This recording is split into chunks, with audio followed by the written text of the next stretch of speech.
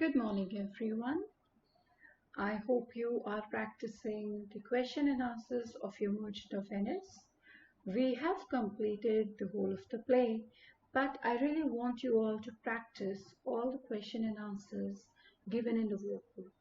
Please see if it is possible for you to read the extract, answer the questions, and if you have any doubt, you can anytime contact me and I'll help you with the question and answers.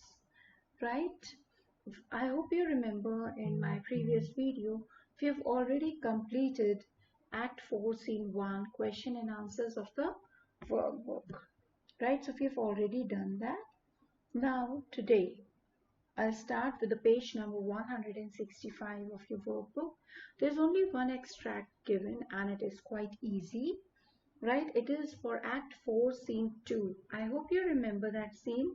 This is the scene where Portia and Nerissa, they were, looking for Shylock's house when suddenly Grishanio enters in.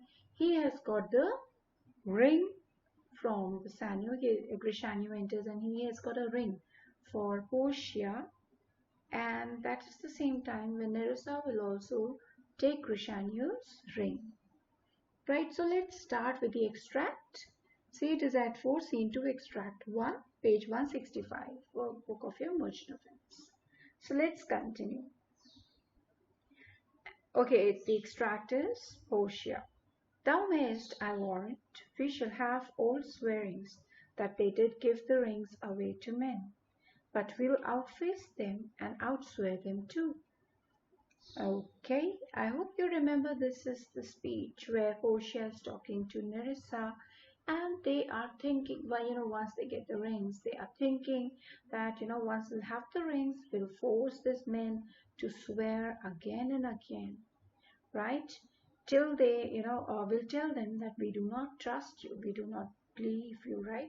Why? Because we feel that you might have given these rings away to some women, right? And that is what is happening here. So that is what she's telling Nerissa, that when they'll come back home, we'll ask for the rings, right? And we'll ask for the rings, we'll tell them that we believe that you've given your rings away to some women.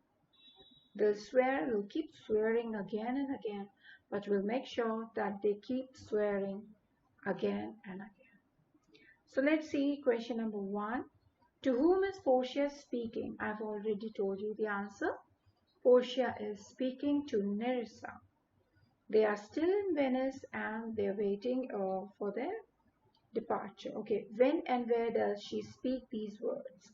Now, of course, they're standing in the street of Venice. They're looking for Shylock's house, right? So that's what you have to write here. That Portia, she's actually speaking these lines to Nerissa, and they're standing in the street of Venice. They're looking for Shylock's house so that they can get the deed signed by him, right? Or the deed of gift signed by him. Apart from that, if you want, then you can write that while they were talking to each other, who enters in? Grishanio enters in to deliver the ring given by Bassanio. Explain, we shall have old swearings. What do you mean by old swearings? It means that Portia and Nerissa, they will actually somehow force their husbands to swear again and again, right? They may, she'll force them, they'll force their husbands to swear that they have given their rings away to men. However, they actually know the fact. So they'll tell their husbands that we already know that you've given your rings away to some women, not some men. So this is how they'll have old swearings. Why would there be this swearing? Of course, there would be this swearing when, Bassanio and Grishanio, they have given the rings away to these girls, and when they'll go back home, they'll act as if they know nothing about the rings, and maybe these men, they must have given their rings away to some women. So they'll force them to swear. Who are they and who are the men? So we know here they refers to Portia and Nerissa. They will act as if they have no idea where the rings are. They'll force their husbands to swear to prove that they truly love them and that they have given the rings to the lawyer and his clerk. And men are who? Bassanio and Krishan. Now let's see the question number C. We will outface them and outswear them too.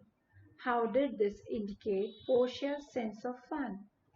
Okay, yeah, of course. It's a kind of a fun um, for Shakespeare. Yeah, of course, he's made this story so that it seems as if this whole chapter or the whole play is humorous and fun, right? So it's fun in a way that when Portia and Nerissa they already have the rings and they'll go home. They'll create this quarrelsome scene so that they can force their husbands to swear again and again, proving their love for them. So they wanted to have some playful teasing and quarrel. Okay, Portia, how will she outface them? Okay, she will force her husband to swear that he had given, he had actually given the ring to men. So she'll actually,